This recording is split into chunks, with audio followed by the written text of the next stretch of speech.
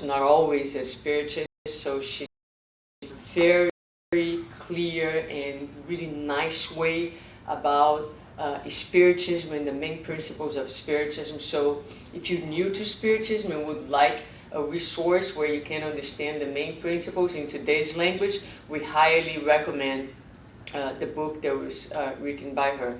But most importantly, Heather is a good friend, is someone that we love very much. So Heather, welcome, and I'll get this ready for you. Come.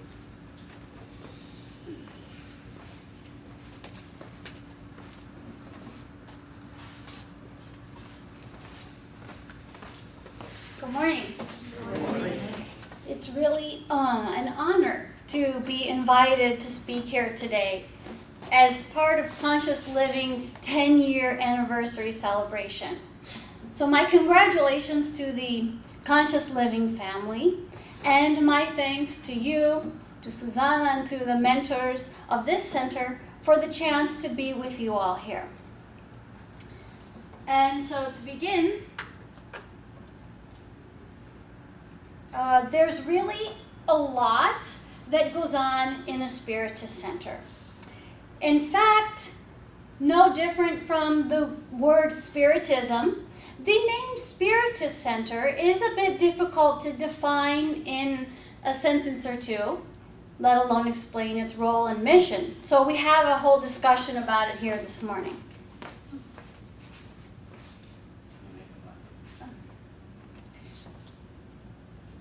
One useful and broadly encompassing statement is offered by the Brazilian Spiritist Federation, stating that the Spiritist Center serves to promote the study, dissemination, and practice of Spiritism, serving those who seek clarification, guidance, and support in handling their moral and spiritual problems, which is certainly helpful, but can, in turn, actually invite even more questions.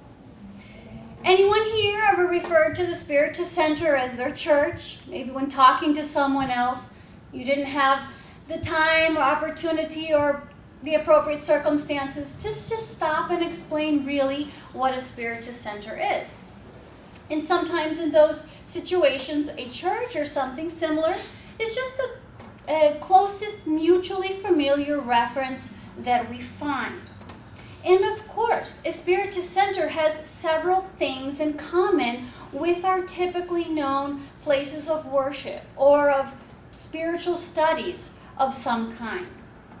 After all, part of coming to the center involves our reflecting on our relationship with God, receiving guidance for handling our relationships and managing our relationships with one another, and for receiving guidance and putting into practice some particular set of moral teachings.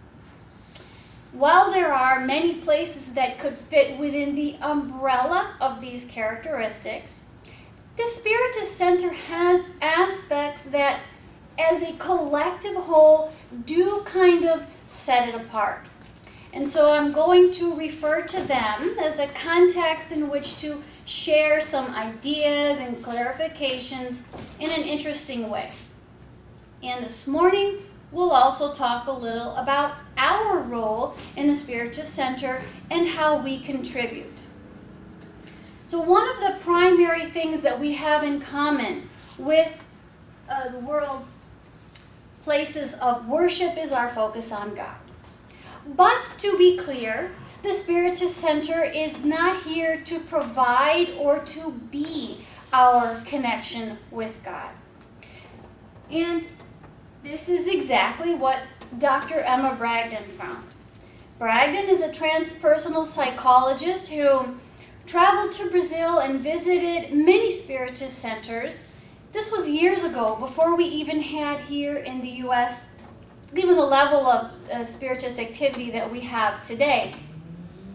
And she became enamored and inspired by what she saw, and she had some interesting things to share about her experiences and about what she hoped to see here in this country someday particularly in terms of spiritually and spirit-based medical and psychological care. So she wrote a book about her experiences at that time, and she's since written many others about these topics and her works with them.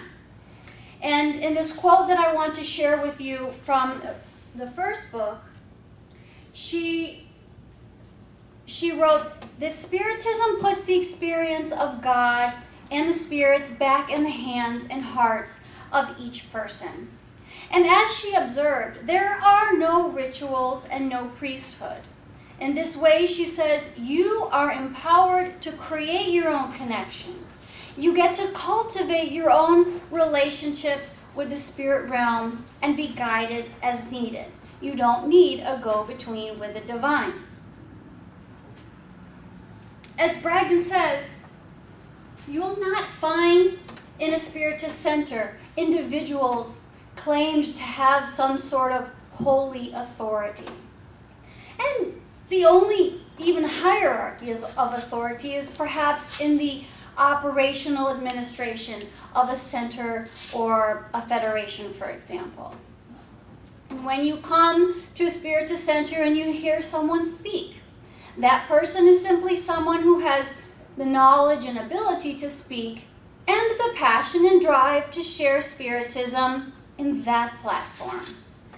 This does not mean that his or her moral character is not important, because it is important just as it is for all of us trying to put these teachings into practice, and especially though for someone willing to share Spiritism with others.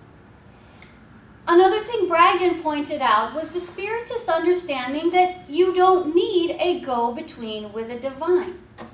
So you'll find here no baptisms or confessions, no marriage or divorce granting, no rituals of any kind. Because we all have a direct relationship with our Creator, with Jesus, and other spiritual mentors, our own personal spirit guides. And the Spiritist Center's purpose is to help us deepen those connections through moral and spiritual education. Now, an important observation Bragdon adds is, in spite of Spiritism's focus on God, this kind of spiritual education does not challenge the role of any religion or ask participants to make a choice between membership in a Spiritist center and, to paraphrase, the decision to study and or worship God anywhere else.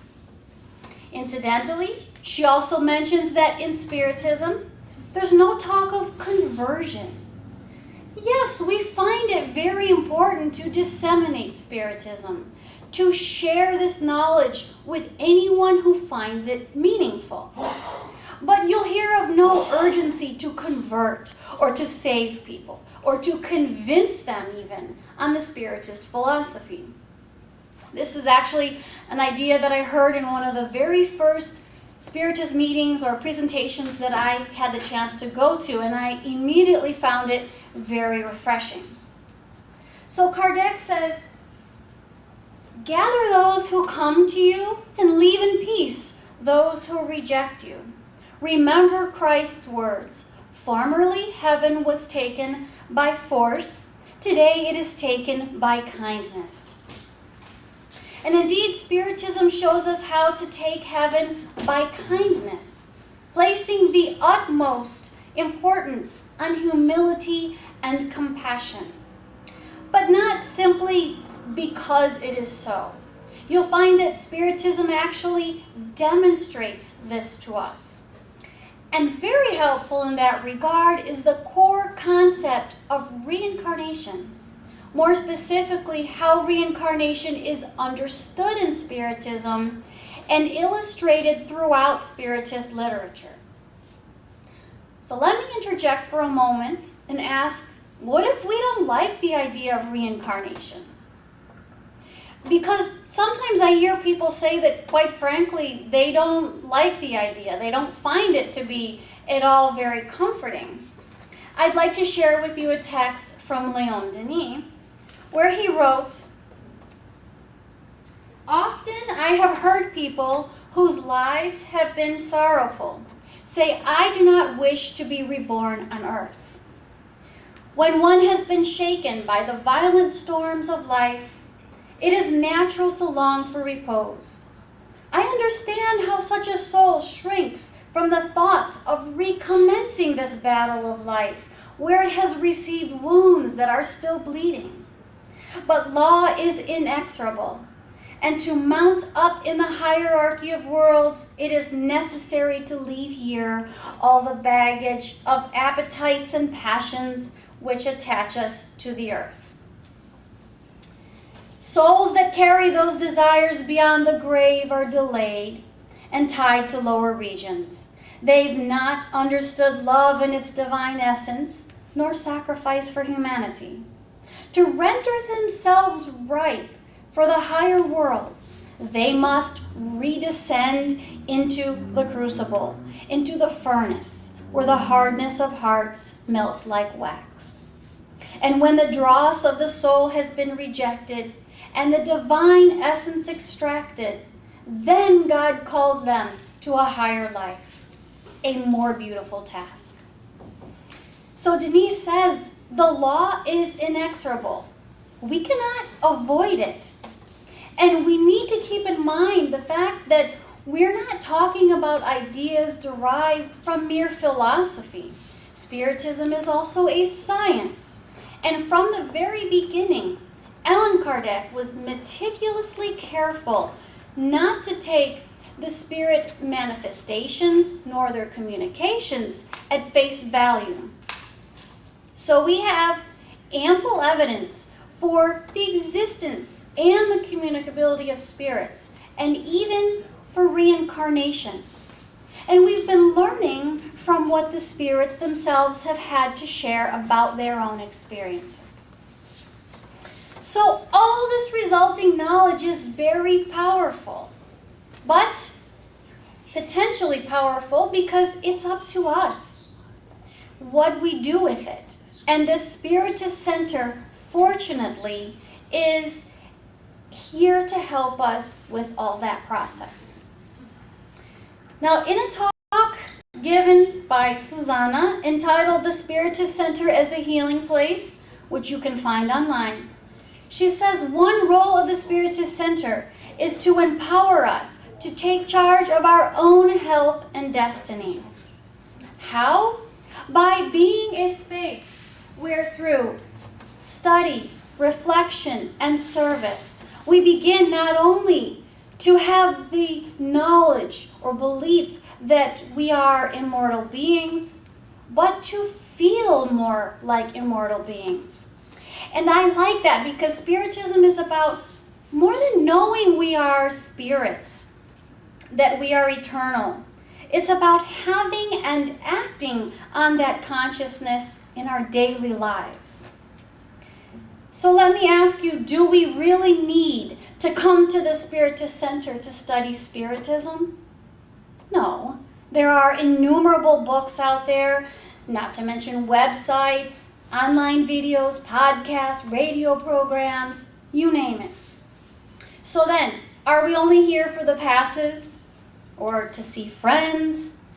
What about people who've been coming to the Spiritist Center for years and studying Spiritism for so long? They still come to the public meetings and the study groups. Why?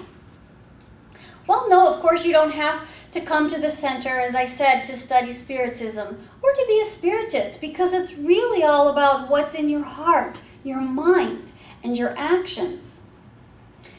Not everyone even has a Spiritist Center nearby, but anyone familiar with a Spiritist Center that he or she has the blessing of enjoying going to knows that just as learning at the Spiritist Center cannot take the place of private study, where you can read an entire book, delve deeply into a subject in your own thoughts, studying alone likewise cannot offer all the same benefits of coming to the Spiritist Center. So here, for example, we have the opportunity to hear from many different speakers on all different topics. Inevitably, even the same topic will be presented in different ways by different speakers. And by the way, as part of those presentations, quite often, we'll also find out about resources for looking into later on our own. At the center, we also have the chance to engage in some great discussions. We can learn a lot from discussing with each other. And how often have you heard someone else present an idea, a viewpoint, maybe even a question that you hadn't thought of yourself, or an experience that you can relate to? We see some of this interchange during the time for Q&A, but even more so during our smaller study groups, even our discussions that we have during a public meeting or after the meeting, with one another here at the center. But either way, when we spend time at the center learning and reflecting on the given subject at hand, we're able to stop, listen, and reflect on our own lives. Now, speaking of this kind of reflection, our friend Leon Denis also said this: avoid noisy discussions, vain words, frivolous reading. Read daily papers sparingly. Passing lightly as they do from one subject to another, they render the mind unstable. Now keep in mind this was written in the late 1800s, so imagine us today with all of our social media, the internet in general, and our pretty much massive daily exposure to information. So Denise soon adds, because of the 1,000 exterior objects that occupy it without cessation, the mind rarely probes its own depths. Its surface, like that of the sea, is often agitated, but beneath it are regions that the storms do not reach, and therein lie those hidden powers that await our call to appear. And so, we are so bombarded now with information. Our lives are so busy, oftentimes so intense, quite frankly, that it is very easy to neglect the need to spend time in elevated thought. And yet it is so important. That's, of course, both in moments of silent meditation or reflection, as well as in settings like this one. But there is something of unique value when it comes to our time spent at the Spiritist Center, and that is the fluidic or energetic atmosphere surrounding us, referring to the spiritual fluids or energies. Whether or not we are aware, there are compassionate workers in the spirit realm who, well before we get here, are already here preparing the atmosphere, the psychosphere here within the center. They're cleaning away detrimental thought forms and impregnating this space with healthy, restorative energies. This is not only beneficial to us on a physical level, it also helps us to calm the mind so that we can focus on the ideas being presented that day and we can assimilate them. And it's by no chance that as soon as you walk into the center, you feel that energy and you begin to feel more at peace. Now, while the spirits prepare this environment before we get here and they donate energies to us through the passes, they can also work on our spirits or our spiritual bodies while we're here listening to a speaker.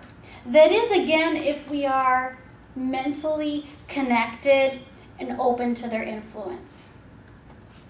Curiously, Altivo Pamphilo, a Spiritist mentor and friend, no longer with us now in the material world, once mentioned something very interesting that the spirit mentor of the Leon Denis Spiritist group that he directed once mentioned to him. And this spirit named Dr. Herman told Altivo that when we have the regular practice of going to the Spiritist Center on a certain day, at a certain time, our discarnate friends and loved ones who know we will be there can even go there to be with us. And of course we might ask, well, how is that different from my home or my work? And of course, yes, the spirits can and do go to those places as well. But think about it. Are you in the same mental and emotional state at work as you are here in the Spiritist Center? What about at home when you're dealing with all of your responsibilities and your family matters?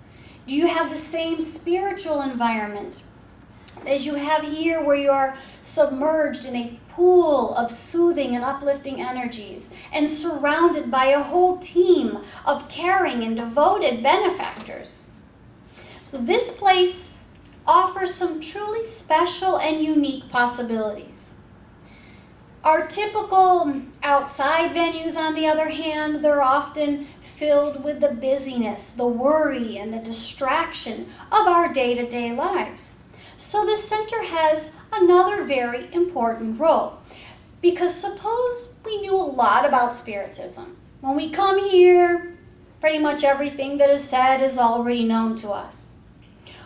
We still, even in a case like that, we still need and benefit from the reminders, from the regular exposure. And this goes back to having the dedicated space and appropriate place for reflection.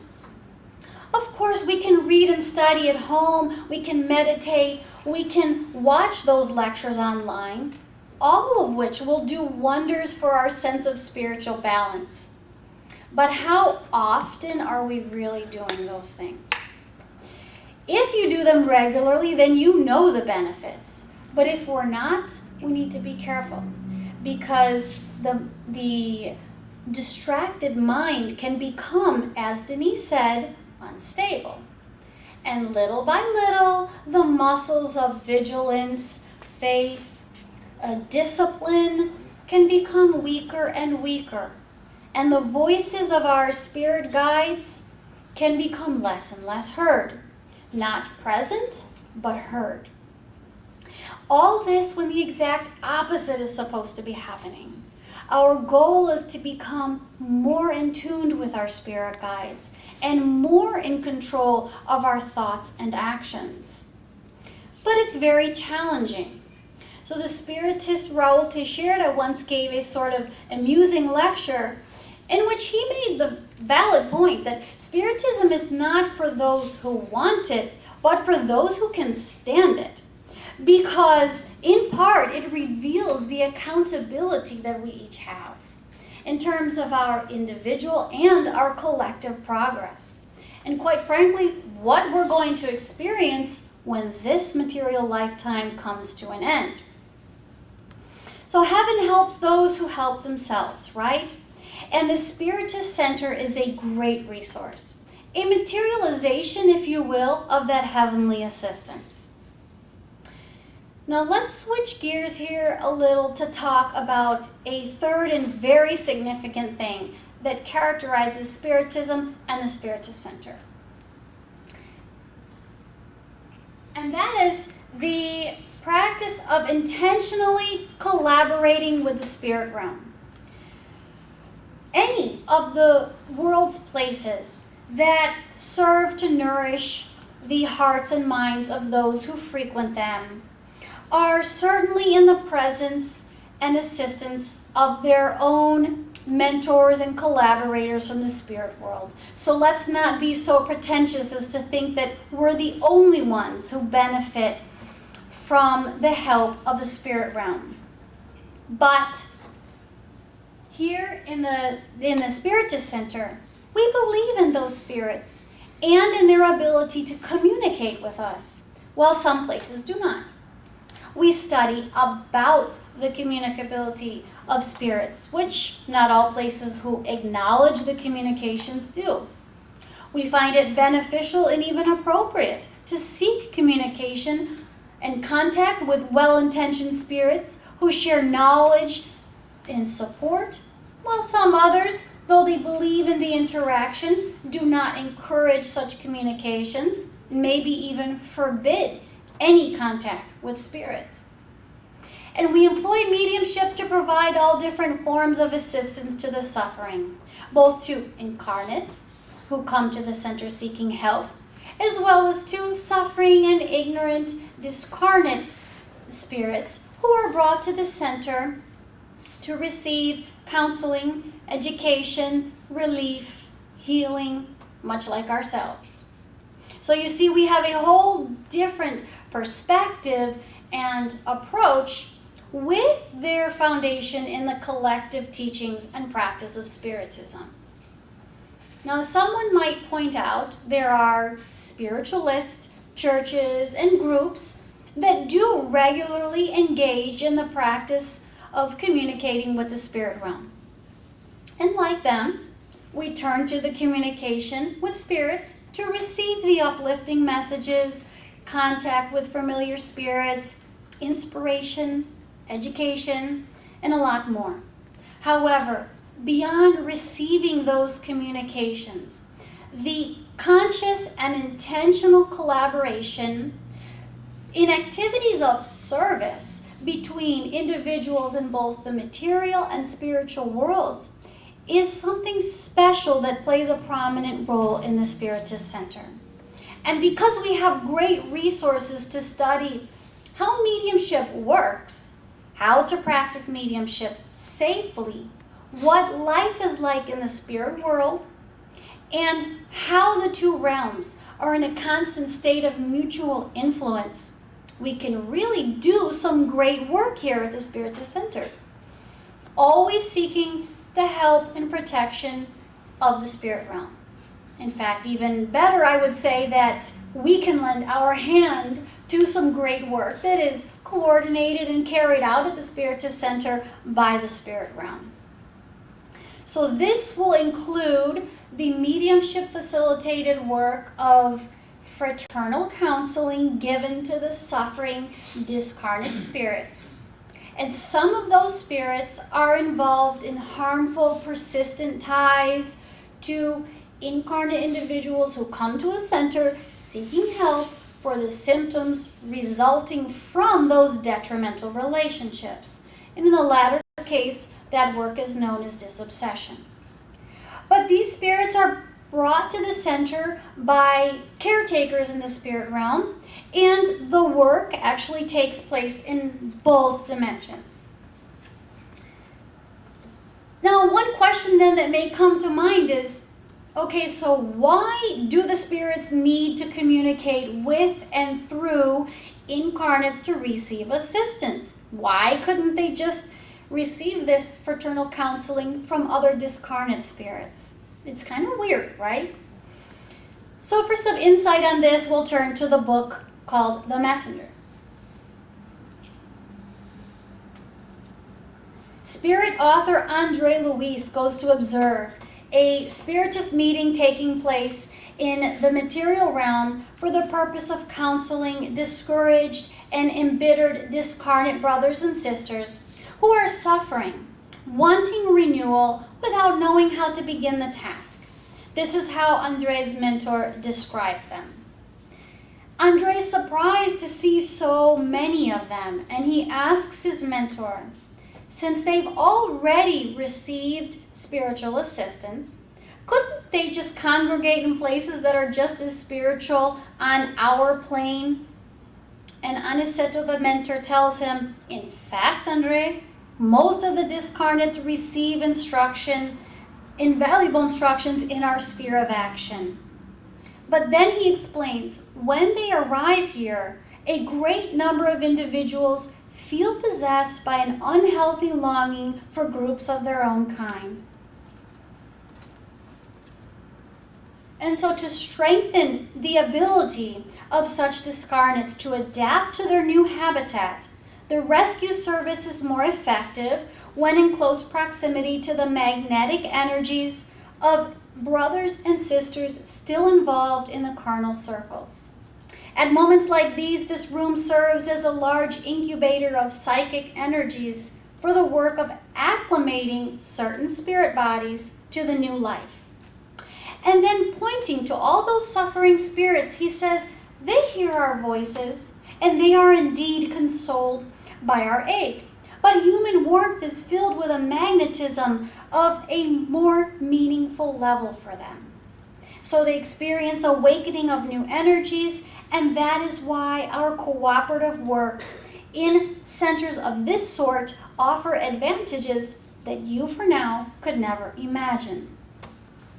This comment from the mentor Aniceto then takes me to another aspect of the collaboration between the material and spiritual realms. Because if we think that incarnate individuals are doing great work at the center, and many truly are, we have no idea how that compares to the work that's being done on the spiritual side. We have, however, been able to acquire a little knowledge about this from many sources, including some in English, but one I want to share now that happens to not yet have been translated is called, if the title were translated, In the Field of Goodness. And this book is fortunately the subject of a very nice presentation given by Jusara Korngold entitled The Spiritual Side of the Spiritist Center. And this is also available online. Something very interesting about this book is that it was written by a spirit named Carlos Alberto Tonini, who was a spiritist in his last incarnation. And as soon as he had the chance, after disincarnating, he requested to go back and visit his spiritist center. And so he describes what he witnesses from his kind of behind-the-scenes view of the activities of discarnate workers at a spiritist center during a public meeting. And I highly recommend that you check out this presentation.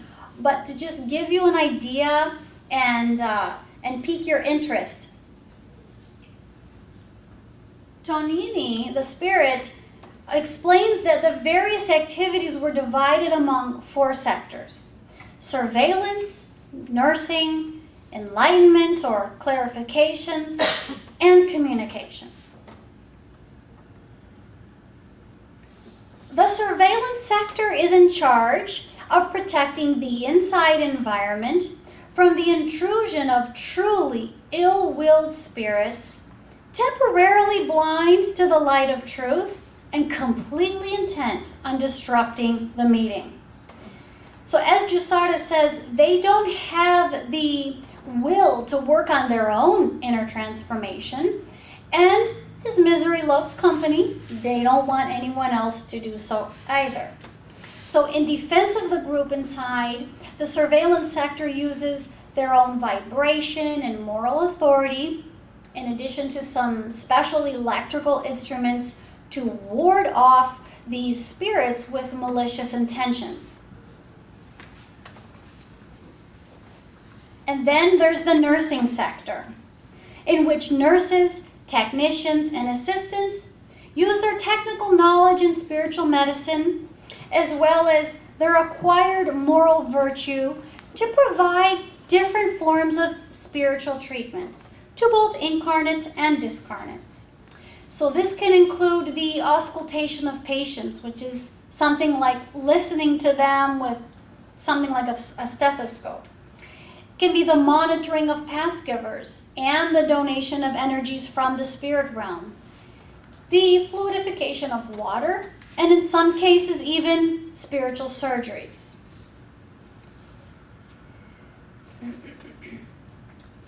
So all of this work is done on our paraspirits to help us with physical maladies caused by spiritual imbalances that can and often do become transmitted from the spiritual body to the material body. And Tonini's mentor Marcos explained that those who truly make the efforts to work on their inner transformation will receive the direct intercession from this nursing sector. This is always through the careful analysis of each individual's particular case, including his or her merit. But this point about our inner transformation is truly important. And so, as Susanna emphasized in her talk that I told you about earlier, that is how and where our true and long-term healing takes place. Because again, one role of the center is to help us feel, think, and act more like immortal, evolving souls.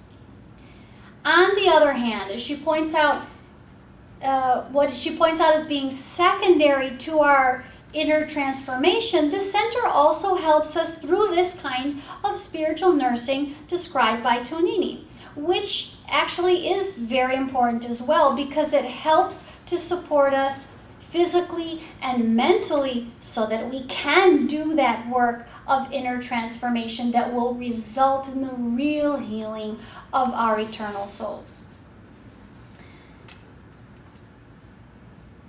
The sector for enlightenment comprises the assistance given to incarnate workers of the Spiritist Center by way of intuition. So for those who are, for example, speaking to the public, teaching classes, providing fraternal assistance or counseling to incarnates, counseling to discarnate spirits, they all have collaborators from the spiritual dimension who are dedicated to assisting with that task. And finally, the communications sector. This sector is sort of like the backstage crew because it provides information to the other sectors. This information is obtained through instruments like electromagnetic screens, other instruments used for communicating over long distances, various diagnostic tools, and basically all kinds of equipment. The sector also makes outside visits to help those who the meeting attendees have been praying for, and to visit suffering spirits in the lower regions of the spirit world. It's all fascinating, isn't it? All of this taking place in the same place we're in, and yet in a dimension invisible to us. A Spiritist center is very much an oasis of love and service, which leads me to my final topic, and that is our role at the Spiritist center. Because yes, a Spiritist center is a place. But a place is not a Spiritist center if not for the people inside, who they are and what they do. If not for their common interest in matters of the Spirit, more specifically the Spiritist teachings. If not for their will to improve their lives by nourishing and working on their hearts and minds. And if not for their common desire to help others. So just as we need the centers need us. We are the centers. And so I couldn't resist quoting the famous expression from President John F. Kennedy, who said, "Ask not what your country can do for you, but what you can do for your country." And of course, we could apply the same calling here, only changing country to Spiritist center. And actually, without a doubt, this could be a topic for another presentation, or at least a conversation, because there are many ways to help and many reasons to do so. After all, service, charity, and gratitude have a prominent focus in Spiritism. And we have ample opportunity to start right here and practicing them. So to begin, there's always work to be done. Again, a center is about what goes on inside and the people willing to give of their time and their energy to make it all happen. It is so easy to take it for granted that when we want to come, the center will be here for us with all that it has to offer. And yet, no one here is paid to do the work, and someone has to do it. Whether it's cleaning, working in the kitchen, filming, teaching, organizing events or participating in some community outreach done by the organization, or working as a task giver, a medium or counselor or speaker, the center will always need people willing to give back in these ways. And no task is more important than another. So if you want to help but don't know how, just ask. On the other hand, we have to keep in mind that while the benefits of the Spiritist Center come from spiritual resources, the center itself simply cannot operate if the material resources are not there to pay the bills. And as you know, there's no pressure to contribute, no offering is taken. Any donation or contribution that you make is up to you. But for those who have the means, this kind of collaboration is essential to keep any center running. Now, what I've mentioned comprises probably two of the most obvious forms of collaborating when we think about how we can help our Spiritist Center. But I want to actually turn our attention now to something else that relates strongly to some things that I mentioned earlier, and that involve how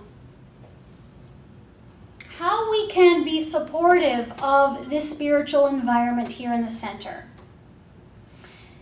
and how we can contribute to the environment that is such a blessing for us here when we come to the meetings and the studies. So we reflected today on how this place helps us to learn about Spiritism and to take time out to reflect on our lives. We've also talked about this amazing spiritual environment and the presence of all these benefactors whose work is unseen from our realm. And that, my friends, is something that we have to respect. Not just admire and appreciate with our minds, but respect and support with behavior that does as little disruption as possible to all of these purified energies that are so lovingly prepared for us. Altivo, who I mentioned earlier, he spoke about the spiritual discipline that an effective Spiritist center requires. So, for example, when we arrive at the center, we're happy to come here. We're excited to see our friends. And then this great environment makes us feel even better. So when we see someone, we want to go up to them and say, "How are you doing? What's going on?" And start engaging, sometimes even loudly, as if we're walking into a party somewhere. But would you walk down a hallway in a hospital like that? Of course not. What happens, we don't see what's going on in that other realm. So without our vigilance, it can readily escape our attention. And yet it's so important that we do remember it, because the last thing that we want to do is give more work to those who are working so carefully and so lovingly from the spirit realm, or even disturb what they're doing. So let's control our exuberance and talk in quiet voices. That said, when it comes to the actual meeting, during the presentations, the prayers, the passes, we really shouldn't be talking at all, except during the time for a Q&A, of course. If nothing else, at least for the benefit of those around us, because it really is disruptive when you are trying to listen to a speaker or connect with the spirit realm in silence and prayer, and you have people around you talking or shushing as if they were the only ones in the room.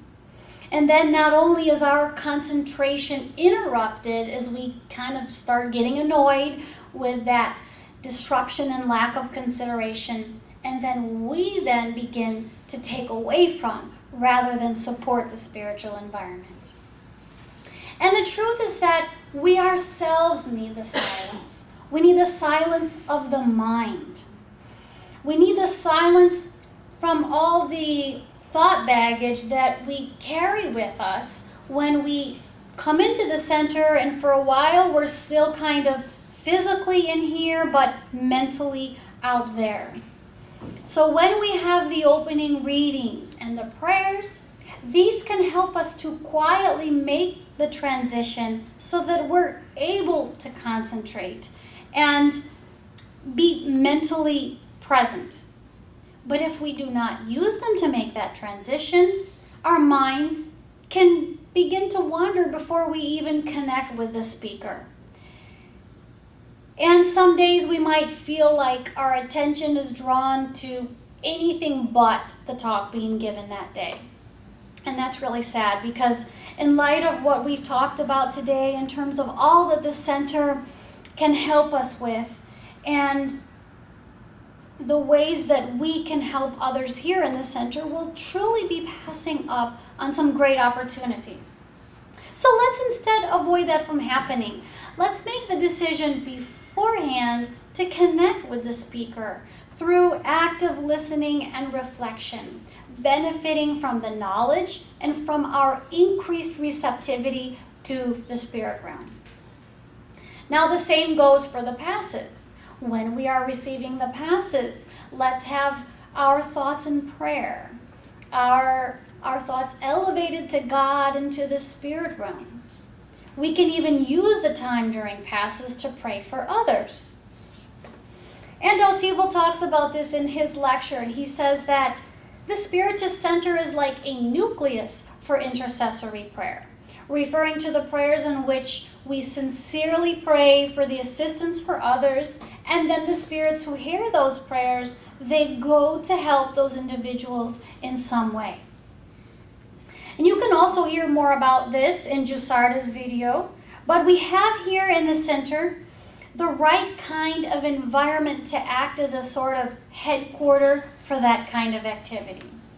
And to begin wrapping things up now, because I know we're just about out of time, we've seen here this morning that a Spiritist Center actually offers the right environment for many things related to our mental, spiritual, emotional, even our physical well-being.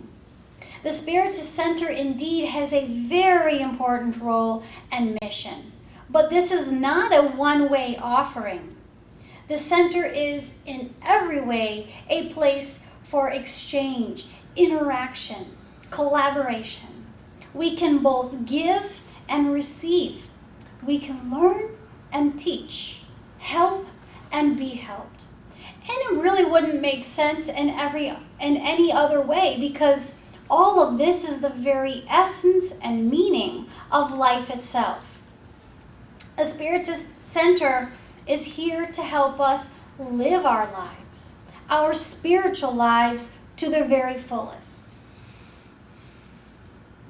And so before I close, I would like to just put up a slide here with a number of references that you can look into later on your own. I'm only going to leave it for a moment, because as this will be put online, the recording, you can go and watch it and pause here to take note of whatever you want to look into. And so as a final note, I would like to say thank you all very much.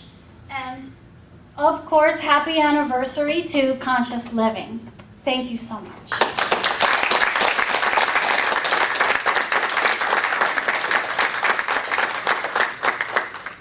Thank you, Heather. We still have 5 minutes, 6 minutes, so are there any comments? Anyone wants to ask any questions? Heather talked about a lot of things that some of us might never heard of before, might be very new, you didn't understand, you're curious about it. So please feel free to ask questions or make comments at this time.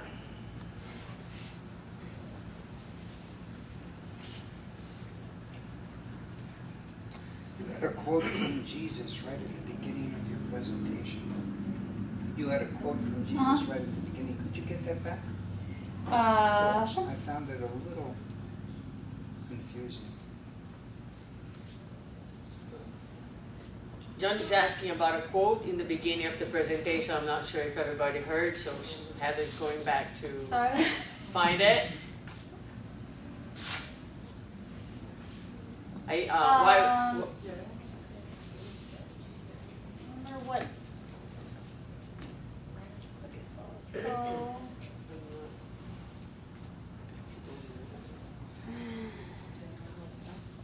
No, that was Kardec. I don't. Hold on, let me see.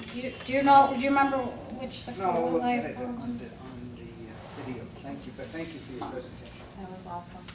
It was one of the things that you mentioned that someone last Tuesday when I was here at the center giving a talk mentioned to me, you know, you guys don't have here those little signs that says silence is a prayer. And I said to the person, yes, we don't. Why don't you bring some?